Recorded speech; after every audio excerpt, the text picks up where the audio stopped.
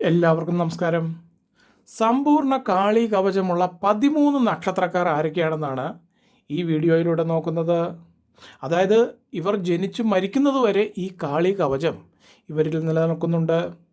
പക്ഷേ ഈ നക്ഷത്രക്കാർ അവരുടെ ഉള്ളിൽ ഉറങ്ങിക്കിടക്കുന്ന ഈ അജ്ഞാത ശക്തിയെ ശരിയായ രീതിയിൽ തിരിച്ചറിയുന്നത് അപൂർവമാണ്. എന്നാൽ ഈ ശക്തിയെ തിരിച്ചറിയാൻ എന്തെങ്കിലും ഉപായം ഞങ്ങൾക്കുണ്ടോ എന്നാണ് നിങ്ങളുടെ ഇപ്പോഴത്തെ ഈ ചോദ്യമെങ്കിൽ, അതിന് നിങ്ങളുടെ നിത്യജീവിതത്തിലെ ചില ലക്ഷണങ്ങൾ അഥവാ നിങ്ങളുടെ ആ സ്വഭാവ സവിശേഷതകൾ ഇനി മുതൽ നിങ്ങളൊന്ന് നിരീക്ഷിച്ചാൽ മതിയാകും. അതായത് നിങ്ങളെ ആരെങ്കിലും ഒന്ന് ദേഷ്യം പിടിപ്പിച്ചാൽ പിന്നെ അവരെ മുട്ടുകുത്തിച്ചിട്ട് മാത്രമേ നിങ്ങൾ അടങ്ങിയിരിക്കുകയുള്ളൂ. അതുപോലെ തന്നെ നിങ്ങളോട് ആരെങ്കിലും ഒരു സഹായം അഭ്യർത്ഥിച്ച് കേണപേക്ഷിച്ചാൽ എന്ത് ത്യാഗം സഹിച്ചും അവരെ നിങ്ങൾ സഹായിക്കും. ഇതുപോലുള്ള കുറച്ചധികം ലക്ഷണങ്ങളുണ്ട്. ഇതേക്കുറിച്ചെല്ലാം പിന്നാലെ പറയാം. അതോടൊപ്പം നിങ്ങൾക്ക് ഇനി അങ്ങോട്ട് സംഭവിക്കാൻ പോകുന്ന ചില സുപ്രധാന സംഭവങ്ങളെക്കുറിച്ചും ഒരു സൂചന തരാം. അതിനു മുൻപായി നാളത്തെ ദിവസത്തിൻ്റെ ആ ഒരു പ്രത്യേകതയെക്കുറിച്ചിട്ട് ഒന്ന് രണ്ട് കാര്യങ്ങൾ ഇവിടെ പറയാം. ഇതുമായി ബന്ധപ്പെട്ടതായതുകൊണ്ടാണ് ഇന്നിപ്പോൾ ഇങ്ങനൊരു വീഡിയോ ഇവിടെ എടുക്കാൻ കാരണം. നാളെ ഏപ്രിൽ മാസം 1-ാം തീയതി, നാളത്തെ ദിവസത്തിൻ്റെ ആ ഒരു പ്രത്യേകത, നാളെ മീനഭരണി അഥവാ മീനമാസത്തിലെ ഭരണി നക്ഷത്രമാണ്. നമുക്കറിയാം, സൂര്യൻ മീനം രാശിയിൽ പ്രവേശിക്കുന്ന ഈ മീനഭരണി ദിവസം ഭദ്രകാളി ദേവി അധർമ്മത്തിന് മേൽ വിജയം നേടിയതായിട്ടാണ് സങ്കല്പം. അതുകൊണ്ട് തന്നെ ഒട്ടനവധി ക്ഷേത്രങ്ങളിൽ ഇന്നേ ദിവസം ഇതൊരു ഉത്സവമായിട്ടാണ് ആഘോഷിച്ചു വരുന്നത്. ഈ ഭരണിയെ സംബന്ധിച്ച് പറയുമ്പോൾ ആകെ 2 ഭരണിയാണ് ഉള്ളത്. അതിലൊന്ന് കുംഭഭരണിയും മറ്റൊന്ന് മീനഭരണിയും. ഇതിൽ മീനഭരണി കൊടുങ്ങല്ലൂർ ക്ഷേത്രത്തിലാണ് ഏറ്റവും കൂടുതൽ പ്രാധാന്യം കൊടുത്തുകൊണ്ട് ആഘോഷിക്കുന്നതെങ്കിൽ കുംഭഭരണി ചെട്ടിക്കുളങ്ങര ഭഗവതി ക്ഷേത്രത്തിലാണ് ഏറ്റവും കൂടുതൽ പ്രാധാന്യം കൊടുത്ത് ഈ പറഞ്ഞതുപോലുള്ള പൂജാകർമ്മങ്ങൾ ചെയ്യുന്നതായിട്ട് കണ്ടുവരുന്നത്. എന്തായാലും ഈ 2 ഭദ്രകാളി ക്ഷേത്രങ്ങളും അത്യുഗ്ര ശക്തിയുള്ള ഭഗവതി ക്ഷേത്രങ്ങളാണ്. ഇവിടെ ഇതിൽ തുടർന്ന് അങ്ങോട്ട് പറയാൻ പോകുന്ന ദിവസങ്ങൾ നോക്കി നിങ്ങൾ ക്ഷേത്ര ദർശനം നടത്തി നിങ്ങളെ കൊണ്ടാകുന്നത് പോലുള്ള ഒരു ചെറിയ വഴിപാടെങ്കിലും ഇതുപോലുള്ള ഈ ഭഗവതി ക്ഷേത്രത്തിൽ നിങ്ങൾക്ക് കഴിപ്പിക്കാനായാൽ നിങ്ങൾ അനുഭവിക്കുന്ന എത്ര വലിയ ദുഃഖ ദുരിതങ്ങളും ദിവസങ്ങൾ കൊണ്ട് തന്നെ നിങ്ങളുടെ വീട്ടിൽ നിന്നും അപ്രത്യക്ഷമായിരിക്കും. ഈ പറഞ്ഞതിൽ യാതൊരുവിധ തർക്കവുമില്ല. ഒരു പക്ഷേ നിങ്ങളിത് ശ്രവിക്കുന്നത് വിദേശ രാജ്യങ്ങളിൽ ഇരുന്നുകൊണ്ടാണെങ്കിൽ അല്ലെങ്കിൽ മറ്റ് സംസ്ഥാനങ്ങളിൽ ഇരുന്നുകൊണ്ടാണെങ്കിൽ നിങ്ങളുടെ പേരും ജന്മനക്ഷത്രവും നിങ്ങൾ താഴെ കമൻറ്റ് ബോക്സിൽ തന്നാൽ മതി. നാളത്തെ ഗുരുതി പൂജയിൽ ഉൾപ്പെടുത്തി ആത്മാർത്ഥമായി പ്രാർത്ഥിക്കാം. ശരി, അപ്പോൾ ഇനി നമുക്ക് ഇന്നത്തെ വിഷയത്തിലേക്ക് നോക്കാം. കാളി കവചമുള്ള 13 നാളുകാർ. നിങ്ങൾക്ക് ഇവിടെ നിന്ന് അങ്ങോട്ട് സംഭവിക്കാൻ പോകുന്ന കാര്യങ്ങളും നിങ്ങൾ ഭഗവതി ക്ഷേത്ര ദർശനങ്ങൾ നടത്തേണ്ട ആ ഏറ്റവും പ്രധാനപ്പെട്ട ദിവസങ്ങൾ ഏതൊക്കെയാണെന്നും ഇതിനോടൊപ്പം ചേർത്ത് പറയാം. ആദ്യം തന്നെ ആ 13 നാളുകാർ ആരൊക്കെയാണെന്ന് ക്രമമായൊന്ന് പറയാം. ഭരണി, കാർത്തിക, ആയില്യം, പൂരം, അത്തം, ചോതി, അനിഴം, മൂലം, പൂരാടം, തിരുവോണം, അവിട്ടം, ചതയം, ഉത്രട്ടാതി. ഇവരാണ് ആ 13 നക്ഷത്രക്കാർ. ഈ 13 നാളുകാർക്കും നിങ്ങൾക്ക് ജന്മന തന്നെ ദേവിയുടെ ആ ഒരു സംരക്ഷണം കിട്ടിയിട്ടുള്ളവരാണ്.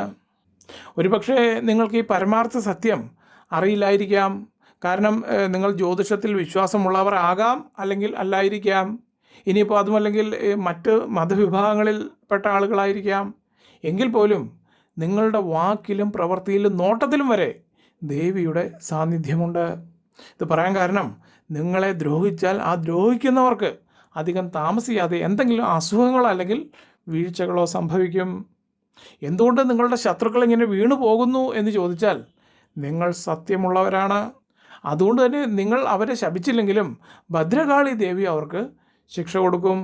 അതായത് കാളി എന്ന വാക്കിൻ്റെ അർത്ഥം കാലത്തെ നിയന്ത്രിക്കുന്നവൾ അല്ലെങ്കിൽ സമയത്തിൻ്റെ ഈശ്വരിയായ സമയേശ്വരി എന്നാണ് അതിൻ്റെ ആ ഒരു ശരിയായ അർത്ഥം. അപ്പോൾ ഈ പറഞ്ഞ ഈ ഒരു അർത്ഥത്തിലാണ് കാളി ദേവിയെ സമയത്തിൻ്റെ ഈശ്വരിയായി, കാലത്തിൻ്റെ ഈശ്വരിയായിട്ട് ഗ്രന്ഥങ്ങളിൽ രേഖപ്പെടുത്തിയിരിക്കുന്നത്. അതുകൊണ്ട് തന്നെ നിങ്ങൾ ആര് ഉപദ്രവിച്ചാലും നിങ്ങൾ അവരെ തിരിച്ചുപദ്രവിക്കേണ്ട ആവശ്യമില്ല. ഭഗവതിയായിട്ട് തന്നെ അവർക്ക് യഥാസമയങ്ങളിൽ ശിക്ഷ കൊടുത്തുകൊണ്ടേയിരിക്കും. എന്നിട്ട് അത് നിങ്ങളെ വിളിച്ചു കാണിച്ചു തരുന്നത് പോലെ നിങ്ങൾ പോലും അറിയാതെ അങ്ങനെയുള്ള ആ രംഗങ്ങൾ നിങ്ങളുടെ കൺമുൻപിൽ നിങ്ങൾ കാണാനിടയാകും. ഇതാണ് ദേവിയുടെ ആ യഥാർത്ഥ ശക്തിയായിട്ട് നമ്മളിവിടെ മനസ്സിലാക്കിയിരിക്കേണ്ടത്. ഇനി ഈ പറഞ്ഞ 13 നക്ഷത്രക്കാരുടെ ജീവിതത്തിൽ തുടർന്ന് അങ്ങോട്ട് സംഭവിക്കാൻ പോകുന്ന കാര്യങ്ങൾ എന്തൊക്കെയാണെന്ന് പറയാം. നിങ്ങളിൽ യുവതീ യുവാക്കൾക്ക് ഏറ്റവും നല്ല വിവാഹ ബന്ധങ്ങൾ വന്നു ചേരും. അതേ തുടർന്ന് എല്ലാവിധ ആധുനിക സൗകര്യങ്ങളോടും സംതൃപ്തിയോടും കൂടി ഒരു ദാമ്പത്യ ജീവിതം അനുഭവിക്കാൻ നിങ്ങൾക്ക് യോഗം കൈവരും. ഇതിൽ തന്നെ ഓൾറെഡി വിവാഹിതരായ ദമ്പതികളെ സംബന്ധിച്ച് പറയുകയാണെങ്കിൽ സന്താന സൗഭാഗ്യം മൂലം സന്തുഷ്ട കുടുംബം എന്ന നിങ്ങളുടെ ആ ഒരു സ്വപ്നം നിങ്ങൾക്ക് സാക്ഷാത്കരിച്ചു കിട്ടും. അതായത് മക്കൾ മൂലം പേര്, പ്രശസ്തി, അതുപോലെ തന്നെ മെച്ചപ്പെട്ട ജീവിത സൗകര്യങ്ങൾ ഇവയെല്ലാം നിങ്ങൾക്ക് വന്നു ചേരാൻ പോവുകയാണ്. ഇത് ആദ്യമാദ്യം, അതായത് തുടക്കത്തിൽ അല്പാൽപമായിട്ടാണ് നിങ്ങളുടെ ജീവിതത്തിലേക്ക് കടന്നു വരുന്നതെങ്കിലും ഓരോ മാസങ്ങൾ കഴിയും തോറും വളരെയധികം മനസ്സമാധാനവും സന്തോഷവും അതോടൊപ്പം ഭൗതിക സുഖങ്ങളും നിങ്ങൾക്ക് വർദ്ധിച്ചുകൊണ്ടേയിരിക്കും. അതുപോലെ തന്നെ നിങ്ങളുടെ സാമ്പത്തിക ക്രയവിക്രയങ്ങൾ, ഇതിൽ ഓൾറെഡി ബിസിനസ്സുകൾ ചെയ്തുകൊണ്ടിരിക്കുന്നവരാവട്ടെ അല്ലെങ്കിൽ സ്വന്തമായിട്ടൊരു ജോലി അങ്ങനെ ആ രീതിയിലുള്ള എന്തെങ്കിലും കണ്ടുപിടിച്ച് ചെയ്യണം എന്ന് വിചാരിച്ച് നിൽക്കുന്ന വ്യക്തികളാകട്ടെ, നിങ്ങൾ അരയും തലയും മുറുക്കി ഒന്ന് ഇറങ്ങേണ്ട താമസം മാത്രമേ ഉള്ളൂ. നിങ്ങൾ ഏർപ്പെടുന്ന സംരംഭങ്ങൾ അതെന്താണെങ്കിലും ശരി, അതിൽ നിങ്ങൾ 100% വിജയം കൈവരിക്കുമെന്ന കാര്യത്തിൽ യാതൊരുവിധ സംശയവും വേണ്ട. പറയാൻ കാരണം ആ സംരംഭങ്ങളെല്ലാം നിങ്ങൾക്കത് പരിപൂർണ വിജയമാക്കി തരേണ്ട ബാധ്യത അത് ഭഗവതിയുടേതാണ്. അത് ദേവി ഭംഗിയായി നിങ്ങൾക്ക് നടത്തി തന്നിരിക്കും. ഇവിടെ ഒരു കാര്യം പ്രത്യേകം മനസ്സിലാക്കേണ്ടത്, ഈ ഭഗവതി, ദേവി, അമ്മ എന്നെല്ലാം പറയുമ്പോൾ ഇതൊരു പ്രപഞ്ചശക്തിയാണ്. അങ്ങനെയാണ് നിങ്ങൾ ഈ ശക്തിയെ ആരാധിക്കേണ്ടത്. അല്ലാതെ കേവലം ക്ഷേത്രത്തിലിരിക്കുന്ന ഒരു ശക്തിയായിട്ട് മാത്രം കാണരുത്.